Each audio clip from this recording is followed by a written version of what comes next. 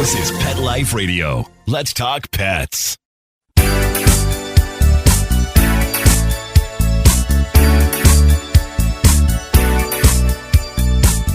Hello!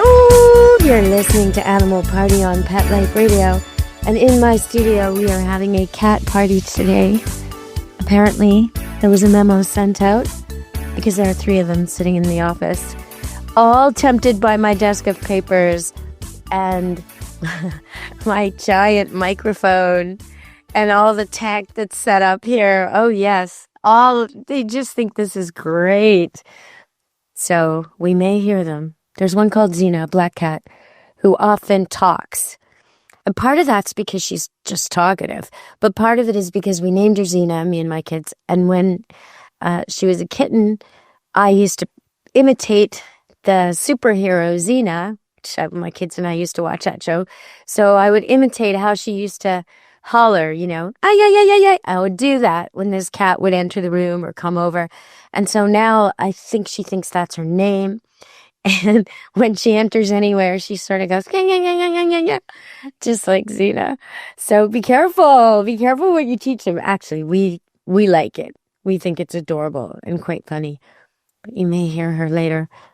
One of the cats is sitting on the back of my chair, exactly like the cartoon for this show, where one's on the back of my chair and there's a dog sitting beside me. Now, I rarely let the dogs into the studio. Rarely. Once in a while. When I had older dogs, I used to. But now my dogs are very active, busy, boisterous dogs. And I had a few questions come in this last week. Some of them are from weeks before, and I just didn't see them till now. So I figure I should answer your emails coming up. But before that, had a comment. Why don't you ever talk about great things cats do? That's what someone asked me. And as I sit here making this show, one of my cats is scratching the back of my chair. That is not a great thing cats do. But there is a great thing a cat did recently. Pretty cool, anyway. A cat made it into the Guinness Book of World Records for doing something quite sporty. So I'll tell you about that later in the show. That'll be our little quiz question on Animal Party, Pet Life Radio. Stay tuned. Take a bite out of your competition. Advertise your business with an ad in Pet Life Radio podcasts and radio shows. There is no other pet-related media that is as large and reaches more pet parents and pet lovers than Pet Life Radio. With over 7 million monthly listeners, Pet Life Radio podcasts are available on all major podcast platforms. And our live radio stream goes out to over 250 million subscribers on iHeartRadio, Odyssey, TuneIn, and other streaming apps. For more information on how you can advertise on the #1 pet podcast and radio network, visit PetLifeRadio.com/advertise today. Let's Talk Pets on PetLifeRadio.com.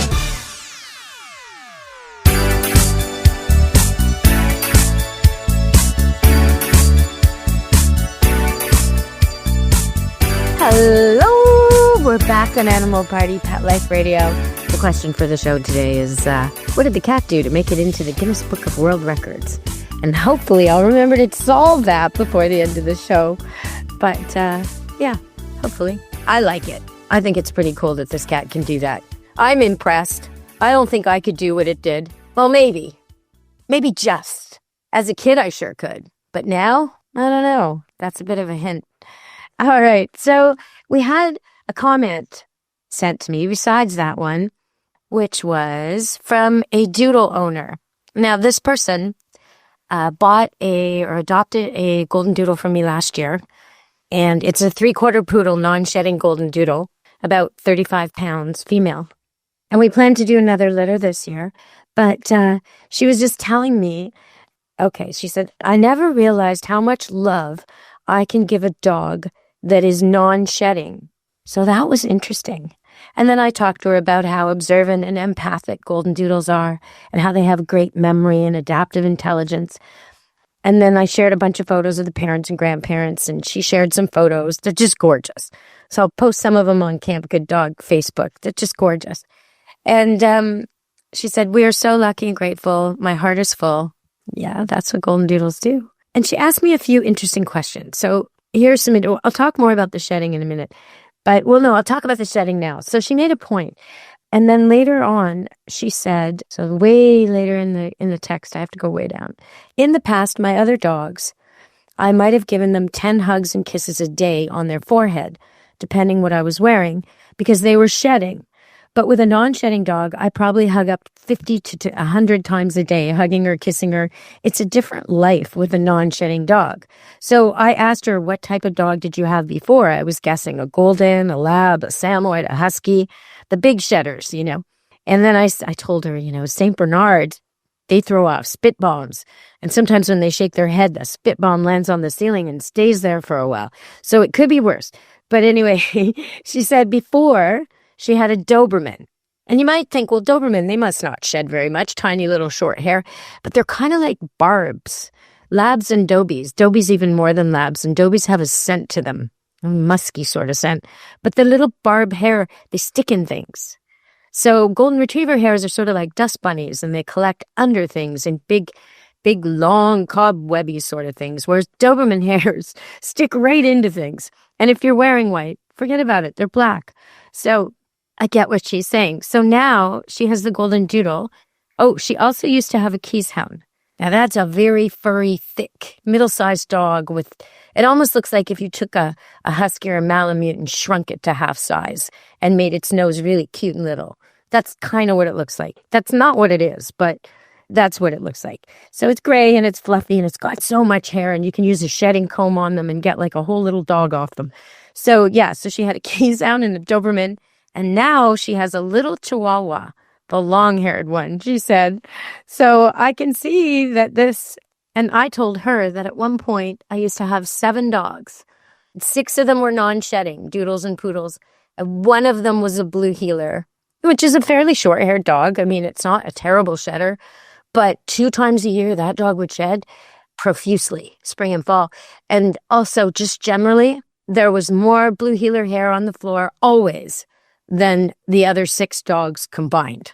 So it just gives you an idea. In the past, I've owned golden retrievers, I've owned Rottweilers, I've owned all kinds of mutts, and I've fostered so many dogs over the years, various coats. But there definitely is an advantage to these guys. Definitely. So let's see. She asked me another question in this text, so I'm going to go back to it. And she said she wanted to know if her puppy, who was born here, if her parents, the male stud poodle called Fabio and the female mama, golden doodle called Peachy, if they would remember her puppy. And so I find this really interesting because science and traditional thinking has always said that adult dogs do not, or that parent dogs do not remember their adult children later on in life. And I've had that experience. I've seen that in action. But what I've seen is that when a mama dog has a new litter, has new puppies, she does not want any threat to them. So even her own adult offspring, even though she may recognize it, she doesn't want it anywhere near the litter. If the litter's in a barn or a kennel or a farm area or whatever, she does not want to greet that adult offspring near them. But if you take her out on a leash away from her pups and they're old enough that she's used to going for a walk and leaving them here and there, and she doesn't mind leaving them, she'll greet her offspring like she remembers them completely. So I think we've been tricked into thinking they don't remember because they have a new litter, they have new worries, and they must make sure that there's no threat to their new puppies, either intended or accidental. They don't want a boisterous 1-2-year-old dog running around when they've got newborns. So that's part of it. But I also notice when my dogs, over the years, because I run a boarding kennel and I also do a litter a year, that often the dogs who are born here come back. And the way my dogs who live here will greet a dog who is a golden doodle or a poodle but is not born here, is not from here, is very different from the way they will greet a dog who is born here. So the way a mama dog will greet her adult offspring is really quite interesting, at least from what I've seen.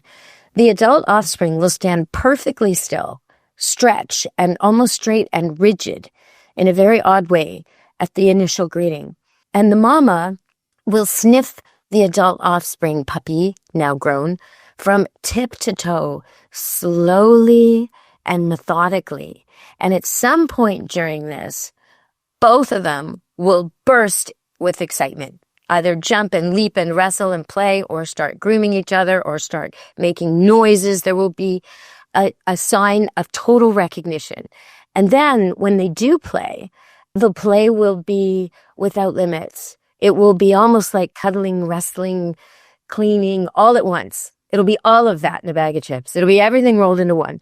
And I also noticed that the puppies who are born here, even when they're just out with a handler and they will look up wistfully at the barn. Now, they're always bored in my house, but they're only in my house for a few weeks, and then I move them out to the puppy barn. And so I don't think they remember the very beginning. They remember me, but I don't think they remember the house.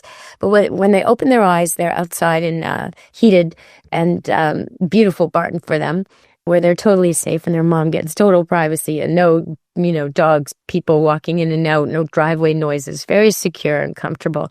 But so forever they tend to look toward that barn with memories. And I think it's really interesting. Now then she asked, would the father remember them? Okay, that's a little trickier. It's harder to tell. He has a lot less contact with the puppies. He doesn't get to see them. He sort of sees them, glances at them in passing, but he doesn't really spend time with them until they're almost ready to go to new homes, until they can run and play and, we're not worried about him stepping on them or hurting them. The mother is not so protective of them anymore, and they're kind of rough and tumble. That's when he gets to meet them. And if any stay for a while, like sometimes people put their name on one and put a deposit down, but they're not ready to get it, and so there'll be a puppy here for an extra month or two. Oh, he'll play with them. He'll have them all chasing him. So I think he remembers them, but it's in a different way. And because he's a stud dog, when a female is introduced to him, an adult female who is not spayed, I think he automatically assumes it's a date. It's a meet and greet for a future date if she's not in heat, that kind of thing. So he might misunderstand it. So with him, his play is extremely flirty with the girls. But he does let his guard down with the boys and plays with them the way he wouldn't with visiting males. So maybe he recognizes them too. Maybe he just would mate with his relatives, which is likely. And that's why people like me make sure that never happens. All right, so we're going to go to break. What do you think that cat did to get into the Guinness Book of World Records? Stay tuned and find out on Animal Party Pet Life Radio. Real people, real stories. Our little dog developed this lymph problem.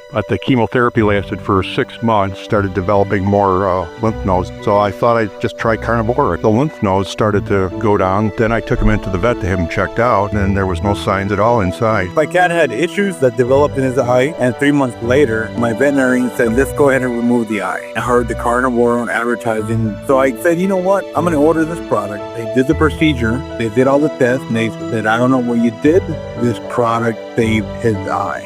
I've got a Labrador. She could hardly lift herself up off the floor. The treatment was chemotherapy. That's when I said, this could be the ticket. About 3 weeks, you could tell. She was very alert. She was going on a 5-mile walk. She is just like prime again. Call 866-836-8735. That's 866-836-8735. Or visit carnivore.com. That's carnivora.com. Use promo code PETLIFE at checkout for 15% off your order at carnivora.com. Let's talk pets. Let's talk pets On Pet Life Radio. Pet Life Radio. PetLifeRadio.com.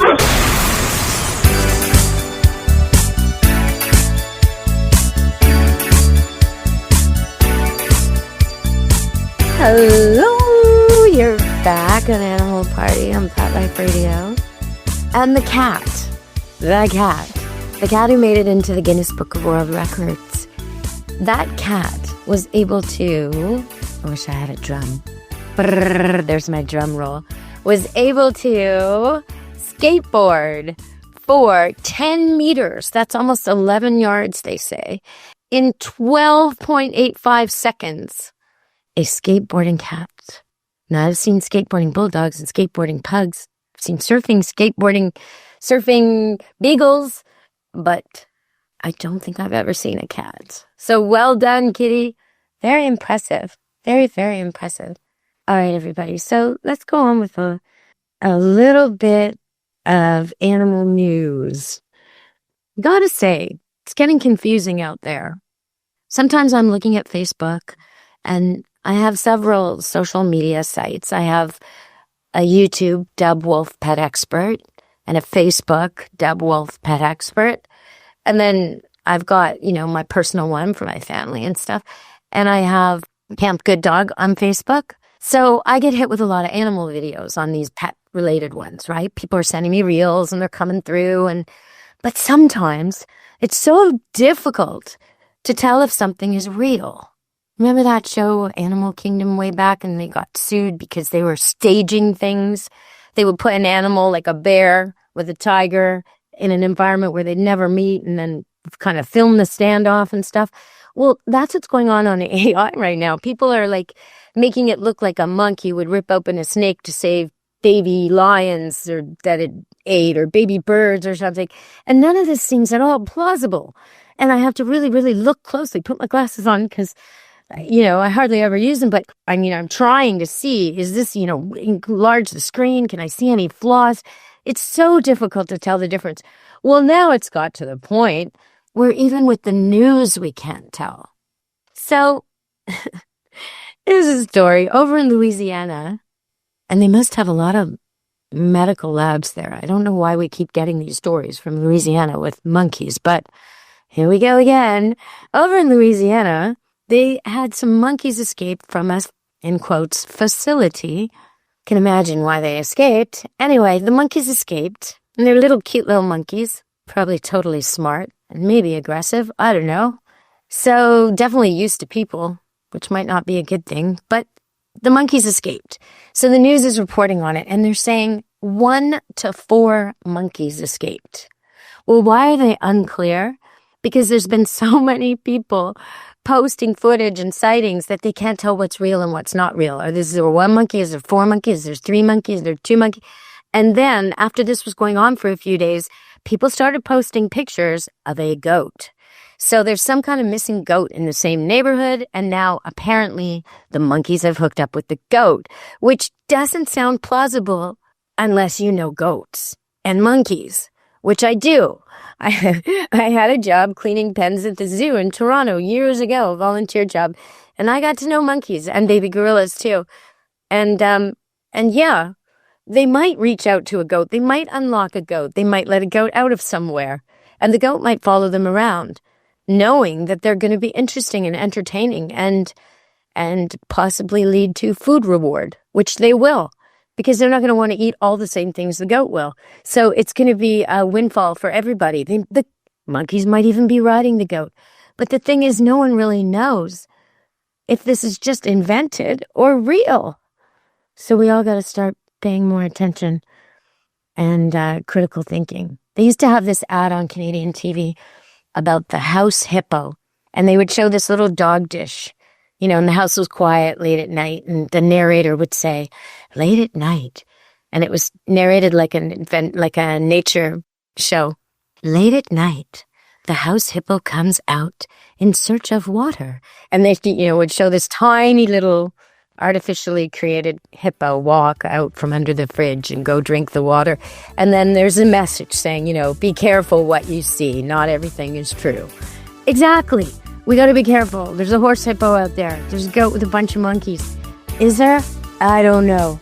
But let's be really careful what we believe and what we repost. I'm sure I'm guilty of some of that too. All right, everybody. Thanks for listening. And thanks for sending me your comments. I love getting your questions and comments. Please send them to Deb at PetLifeRadio.com. All right, everybody. From me and Pet Life Radio, ciao, meow. Be good to your animals. Let's Talk Pets. Every week on demand. Only on PetLifeRadio.com.